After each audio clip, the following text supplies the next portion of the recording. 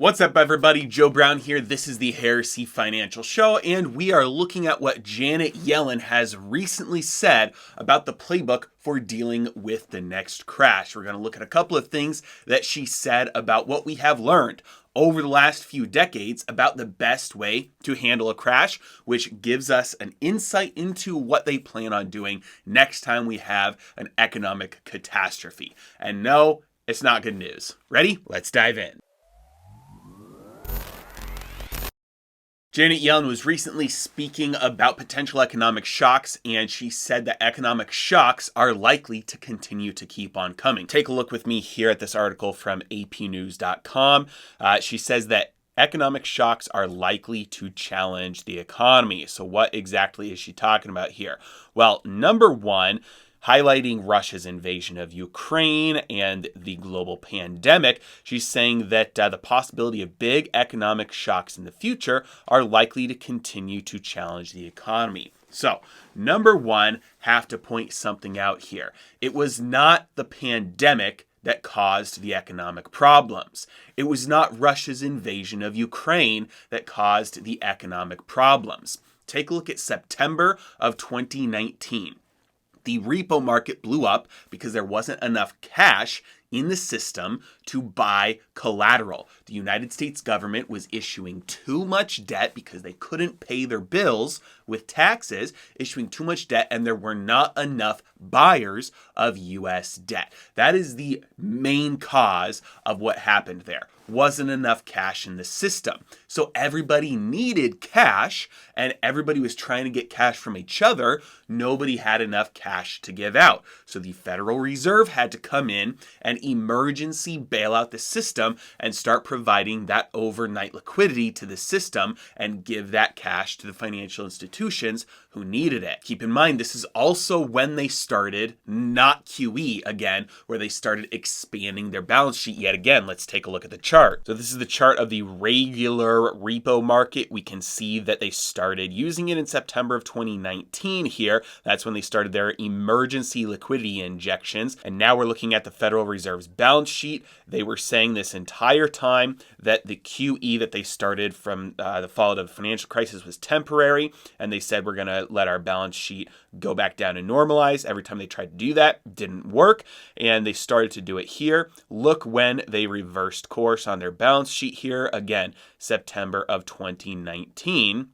When the repo market blew up, that's when they had to start adding to their balance sheet again. The economy was in trouble. There was a massive amount of of energy built up in the system, ready to explode, ready to break the economic system, ready to break financial markets. The Federal Reserve did as little as they possibly could in order to, just kick the can down the road just a little bit to make it look like they weren't intervening, even though they knew the markets needed much more intervention, otherwise they would collapse. And so they did as little as they could, and it was a breath of fresh air to them when the pandemic happened, and they got all of the reason they needed to go back to their balance sheet here and blow that balance sheet back up. Buy all those treasuries and mortgage-backed securities off the market because the market couldn't handle them. They monetized a ton of government debt, pulled that out of the economy, gave the economy cash in its place. Again, it wasn't the pandemic that caused the problems. It was the problems that were already there before the pandemic started. And then the way that they dealt with it was planting future problems down the road. And that is exactly what we're experiencing right now with the Russia's invasion of Ukraine. The inflation that we're experiencing right now is being called Putin's price hike. It's wholly blamed on Russia, the shortages. Do we not remember? For the last 2 years, we've had shortages. We've had massive inflation. Way before Russia ever invaded Ukraine. We had spiking energy prices, spiking rent prices, spiking car prices, all of that has nothing to do. Maybe Russia's invasion of Ukraine has exacerbated the problem and made it a little bit worse, but that is not the main cause. It is simply another straw on the camel's back. Nevertheless, that is what it's being blamed on, and they will look at these and always put the blame on somebody else and say, because of these problems, now we have to bail out. It's not our last bailout that caused these problems. It's because of these problems that we couldn't control that requires a new bailout. But now let's look at what she has said further about the lessons that we've learned from the response to the past economic problems. So she said they've looked at lessons that they've learned from the economic downturns of the past. She said countries need to build in recession remedies to protect people in the US and globally going forward. With large negative shocks that are inevitable, policymakers have learned from the Great Recession that it is imperative to exit economic downturns as quickly as possible. Countries will fare better if their economies are more resilient and less fragile. If we improve our understanding of breaks in supply chains, increases in commodity prices, bursting of asset bubbles, labor productivity shocks, these can all help policymakers implement reforms that bolster our economic resilience. So basically what she's saying here is that we've learned the lesson from past economic shocks, and the lesson that we've learned is when something starts to happen, as quickly as possible, make it turn around. Here's the problem with this. When a bust happens, it's the result of the prior boom.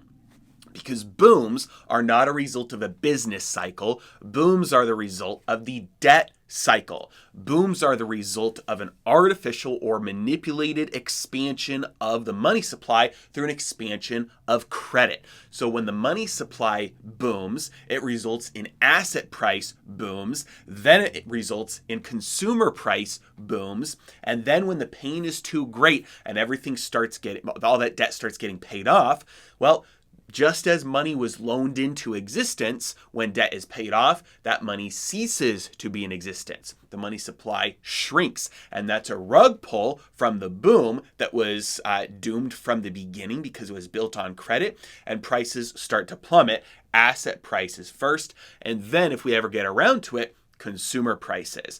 But the lesson being learned here by policymakers is that when prices start to unsustainably collapse, the number one thing to do is to stop it as quickly as possible. So instead of letting everything come back down to its natural rate, instead of letting the debt actually get paid off and the bad debt get defaulted on, and the players who were too aggressive and took too much risk getting wiped out, and all the real assets, the ownership of the real assets getting transferred to the more conservative, and then having these foundation reset with the strongest and best players owning more resources, and then being able to more efficiently allocate the use of those resources and build greater wealth going forward on a foundation of savings and less debt and having robust growth going forward. No, instead of all that, we're going to say if prices start to come down in a way that threatens the stability of the system, the best thing to do is stop it as quickly as possible. We don't want a small forest fire. We want all that dead wood to continue to accumulate. There's no chance of a devastating, monstrous forest fire that we can't stop down the road if we let all this dead wood accumulate. We just don't want the little fires to happen. So that is the lesson that Yellen is saying they've taken away, that as soon as something starts to collapse here, as soon as a globally systemically important bank says, hey, we're insolvent, as soon as a too big to fail corporation says, hey, we need a bailout, as soon as this stock market sell-off, the bond market sell-off, this asset sell-off creates too much pain with the right players, not you and me, not the people with their 401ks watching it go down, not anybody's housing prices if the home price market starts to collapse, not regular people starting to experience pain. But if we start to experience massive insolvency, default, bond market, collapse, or unexpected things happening with globally systemically important institutions, that's when they're going to come in. They're going to say, okay, now prices have fallen too much. Now we're going to lower rates again, return to QE just like they did in 2019, just like they did for 10 years leading up to 2019. Every time it got too painful, they returned to QE when they said they were not going to.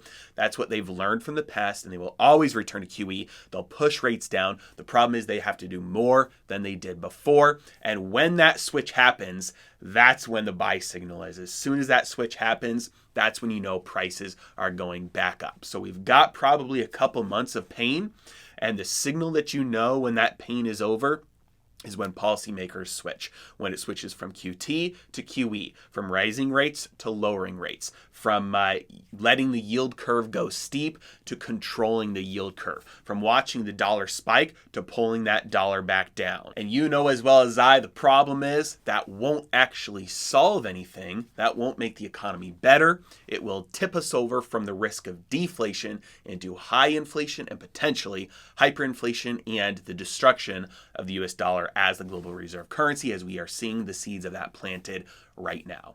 As always, thank you so much for watching. You guys have a great day.